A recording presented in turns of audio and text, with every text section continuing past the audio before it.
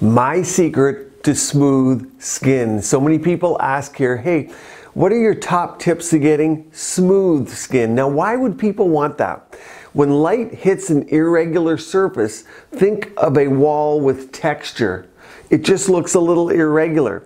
Think of a perfectly smooth wall. If you get perfectly smooth walls in your house, you have to have perfect technicians, perfect sheetrockers to get that looking perfect. Or like a glass surface, reflects things perfectly. The light's not scattering and it's pleasing to the eye.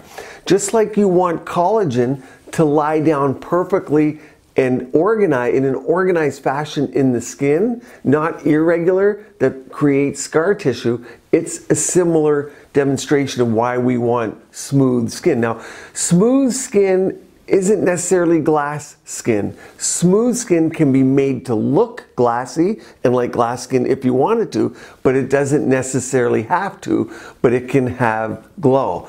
And so it's complex, but smooth skin is definitely sought after and looks good. And it is separate from, say, sag or hollows or fat pad changes. I'm talking about the surface of the skin. What are my top 3 tips? Well, my number 1 tip is something that you can do at home. It's a cream, and I think it's the most underutilized cream, and it's why I have one in my line. I have an AHA, alpha hydroxy acid, not a retinol. Now, retinols are great, and I love retinols, but people know of them. You can get them around, but a lot of people don't have alpha hydroxy acid creams.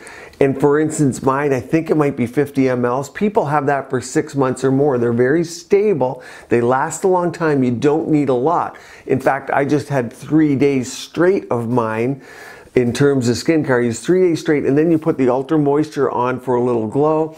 But if you do this periodically, you'll notice your skin gets smooth. Why?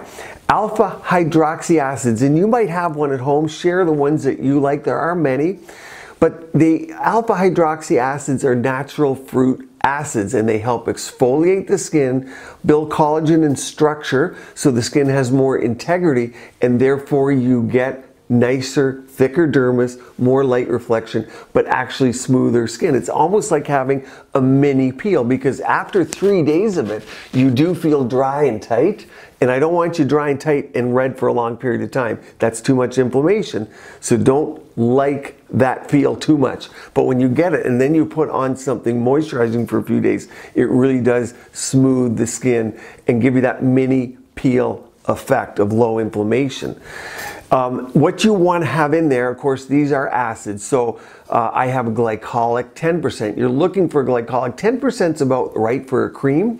Glycolics come from sugar cane. Lactic acid. So lactic acid comes from what you might think, sour milk and tomatoes. Lactic is a component. And then you have malic acid that comes from apples. And of course, citric acid that comes from citrus fruits, as you might suspect.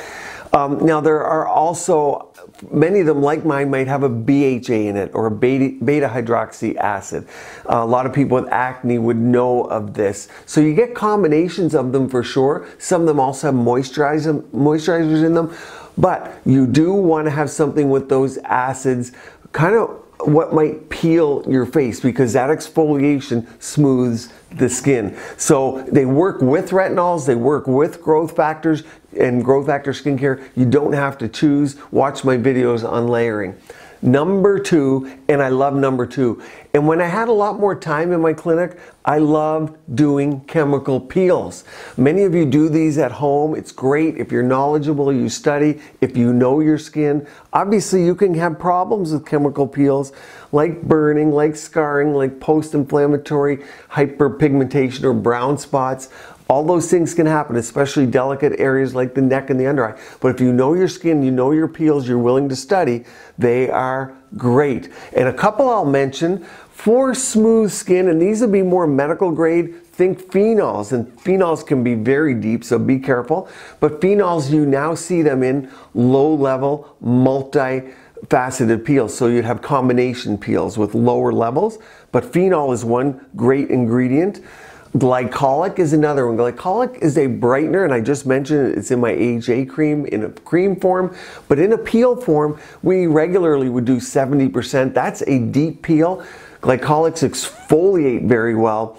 And then you get to something like TCA. Be careful again with TCAs. They can pigment, and they are a medium depth peel at reasonable concentrations. They smooth the skin as well. And then many of you know salicylics, which are also in combination peels, especially good for those with acne and pore size. But those peels, especially phenol and glycolic, I'd include TCA in there, really do smooth the skin.